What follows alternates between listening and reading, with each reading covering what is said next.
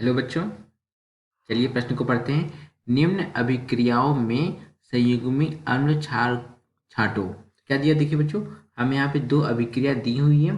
हमें क्या करना है, इसमें संयुग्मी अम्ल तथा उनके क्षार को छांटना है। तो चलिए बच्चों देखते हैं मुख्य अवधारणा।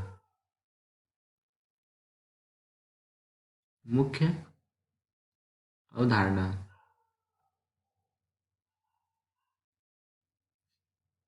देखिए बच्चों, यहाँ पे पहले हम ये समझते हैं कि जो संयुग्मी अम्ल तथा संयुग्मी क्षार होते कैसे, मतलब कैसे बनते हैं। देखिए, अगर हमारे पास क्या है, कोई अम्ल है, यहाँ पे देखिए, अगर हमारे पास कोई अम्ल है, अगर हम किसी अम्ल में से क्या करते हैं, H+ आयन को निकाल देंगे तो हमें क्या प्राप्त होगा, हमें प्राप्त होगा संयुग्मी क्षार। संयुग्मी क्षार प्राप्त होगा। और अगर किसी क्षार में हम क्या करें, अगर उसमें H+ आयन को जोड़ दें, H+ आयन को जोड़ने पर हमें क्या प्राप्त होगा, संयुग्मी अम्ल। संयुग्मी अम्ल प्राप्त होगा। प्राप्त होगा। अब हम अभिक्रिया लिखते हैं। यहाँ पे देखिए, पहले अभिक्रिया क्या है हमारी, पहली अभिक्रिया हमारा HCl है प्लस क्या है, HCO3 माइनस है। ये मिलके हमें क्या दे रहे हैं, ये मिलके हमें दे रहे हैं H2CO3। H2CO3 plus Cl minus दे रहे हैं। अब यहाँ पे देखिए, यहाँ पे हमें ये समझ आ रहा है कि हम एक चीज़ हमें समझ में आ रही है क्या, कि ये हमारा क्या है, हाइड्रोजन क्लोराइड। ये क्या है, हाइड्रोक्लोरिक अम्ल हमारा क्या है, ये अम्ल है। क्या ये हमारा अम्ल है। देखिए बच्चों, अगर हम इस अम्ल में से H+ आयन को निकाल दें, हमें क्या प्राप्त होगा, Cl माइनस प्राप्त होगा। और Cl माइनस क्या है बच्चों, इस अम्ल का संयुग्मी क्षार है। तो बच्चों मैं इसको यहाँ पे नीचे लिख देता हूँ, ये क्या है, इस अम्ल का संयुग्मी क्षार है। ये हो गया। अब देखिए, ये अम्ल है तो ये क्या हो गया, ये क्षार हो गया। अब इस क्षार में हम क्या करेंगे, इस क्षार में अगर हम क्या कर H+ आयन को जोड़ देंगे तो H+ आयन को जोड़ने पे देखिए क्या मिलेगा, हमें H2CO3 मिला है। H+ आयन जोड़ने में H2CO3 हो जाएगा। हाइड्रोजन के कितने अणु हो जाएंगे, दो अणु हो जाएंगे। तो ये क्या है, इस क्षार में अगर हम किसी क्षार में H+ आयन को जोड़ देते हैं तो हमें क्या प्राप्त होता है, उसका संयुग्मी अम्ल प्राप्त होता है। क्या प्राप्त होता है, संयुग्मी अम्ल। यहाँ पे लिख देते हैं, ये क्या है, इसका संयुग्मी अम्ल।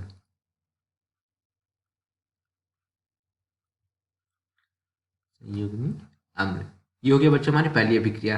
अब हम लिखते हैं दूसरी अभिक्रिया। दूसरी अभिक्रिया हमारी क्या है, दूसरी अभिक्रिया हमारी देखिए यहाँ पे, दूसरी अभिक्रिया क्या है, H2SO4 H2O, यानी कि H2SO4 शांत सल्फ्यूरिक अम्ल की अभिक्रिया जब पानी में से होती है हमें क्या प्राप्त होता है, हमें प्राप्त होता है, देखिए क्या प्राप्त होगा, HSO4 माइनस तथा हाइड्रोनियम आयन। देखिए क्या प्राप्त होगा, HSO4 माइनस तथा हाइड्रोनियम आयन। Hydronium ion. अब देखिए यहाँ पे, अब हम क्या देख रहे हैं, H2SO4 में से हम क्या करें, अगर एक H आयन को निकालें तो हमें क्या प्राप्त होगा, हमें प्राप्त होगा HSO4 माइनस, यानी H2SO4 हमारा क्या है बच्चों, ये हमारा एक अम्ल है।